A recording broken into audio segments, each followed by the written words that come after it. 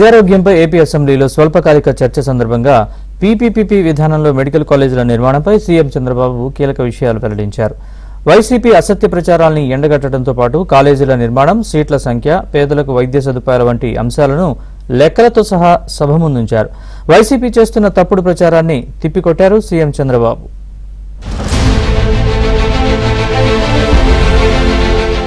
ఏపీలో చంద్రబాబు హయాంలో ఒక్క మెడికల్ కాలేజీ కూడా రాలేదని వైసీపీ సొంత మీడియా, సోషల్ మీడియాలో అసత్య ప్రచారానికి పూనుకుంది.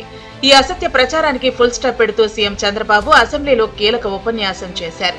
8,480 కోట్లతో 17 మెడికల్ కాలేజీలు నిర్మిస్తామని చెప్పిన గత ప్రభుత్వం 5 ఏళ్లలో కేవలం 1,550 కోట్లు మాత్రమే ఖర్చు పెట్టిందని, ఇది మొత్తం ఖర్చుల్లో 18%ఏనని సీఎం చంద్రబాబు తెలిపారు.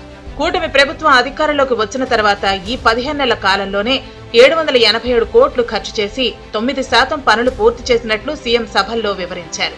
5 ఏళ్లలో 18%మే వైసీపీ ఖర్చు చేయగా ఏడాదిలో 9% ఖర్చు చేసిన తమపై విమర్శలేంటని సీఎం సభ సాక్షిగా మండిపడ్డారు. ఈరోజు 11 మెడికల్ కాలేజీలు చూస్తే ఆయన కట్టినట్టుగా కడితే ఇంకో 15 ఏళ్ళు అవుతుంది. 15 ఏళ్ళు మనుషులు బతకాలి, ఆ తర్వాత కాలేజీలు వస్తాయి. అందుకే నేను ఆలోచించింది ఏంటంటే ఈ 11 కాలేజీలు ఆపరేషన్లు చేయాలనే ఉద్దేశంతో అన్ని కూడా డీఫంక్ట్ అవుతా ఉంటే 787 కోట్లు ఇచ్చాం.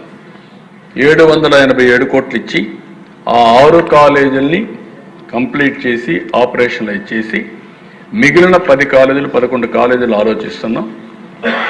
అడ్వాన్స్ స్టేజ్లో వదిలిపెట్టి కడం 10 కాలేజీలని పీపీపీ మోడల్లో పోతే బెటర్గా ఉంటుంది, better quality, improved health care వస్తున్న ఉద్దేశంతో ముందుకు పోతున్నాం. మెడికల్ కాలేజీలు తామే కట్టామని వాటిని ప్రైవేటుకి ఇస్తున్నానంటూ వైసీపీ చేస్తున్న అసత్య ప్రచారంపై సాక్ష్యాధారాలతో సహా వాస్తవాలను సీఎం సభ ముందు ఉంచారు. వైసీపీ చేపట్టిన ఈ కాలేజీలు అందుబాటులోకి రావాలంటే 15 ఏళ్ల కాలం పడుతుందని, అప్పటి వరకు వాటిని ప్రారంభించవద్దా, పేదలకు సేవలు అందించవద్దా అని సీఎం ప్రశ్నించారు.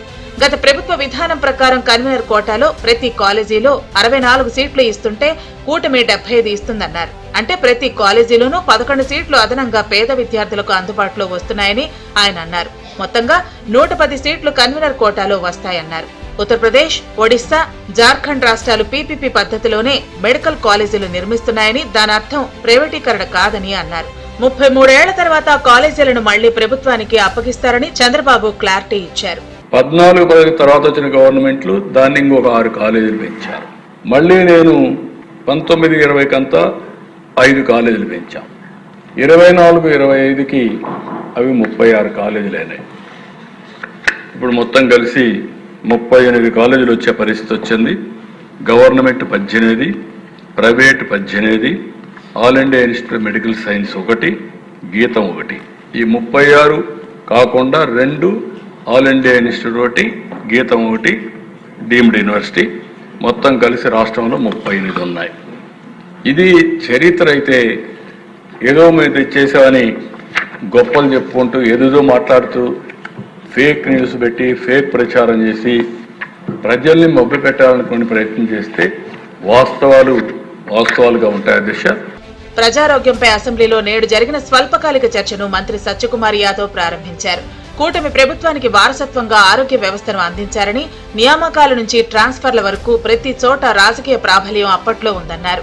మెరుగైన నిర్వహణ కోసమే పీపీపీ కింద మెడికల్ కాలేజీ నిర్మాణాన్ని చేపడుతున్నామని మంత్రి సత్యకుమార్ తెలిపారు. చలో మెడికల్ కాలేజీ కార్యక్రమంలో బాపట్ల, పార్వతీపురంలకు వైసీపీ నాయకులు ఎందుకు వెళ్లటం లేదని ప్రశ్నించారు.